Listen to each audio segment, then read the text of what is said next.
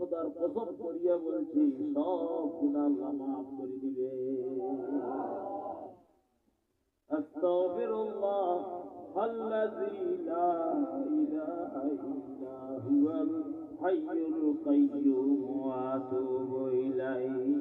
আস্তাগফিরুল্লাহ আল্লাযী লা ইলাহা ইল্লা হুয়াল হাইয়ুল কাইয়্যুম ওয়া আতুবু ইলাইহি।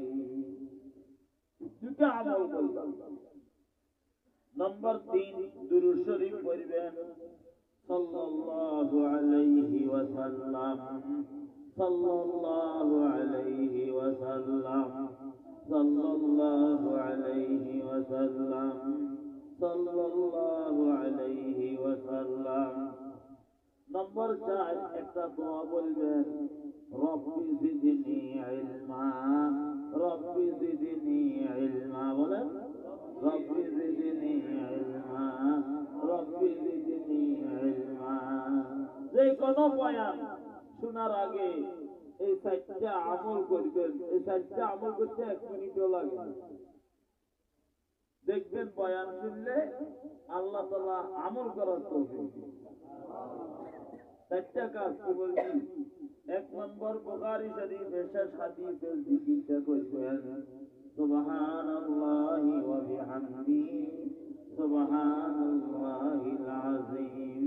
2 নম্বর, ইস্তিগফার করবেন, আস্তাগফিরুল্লাহাল্লাযী লা ইলাহা ইল্লা হুয়াল হাইয়ুল কাইয়্যুম ওয়া আতুবু ইলাইহি।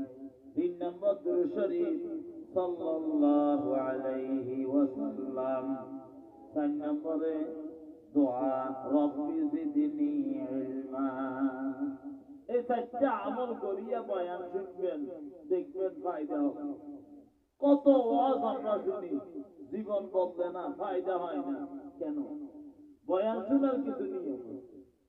4টা আমল করিয়া বয়ান শুনতে হয়। গরিব সেকেন্ড ধরে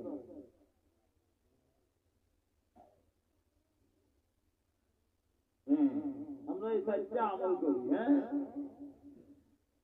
সুবহানাল্লাহি ওয়া বিহামদিহি সুবহানাল্লাহিল আযীম।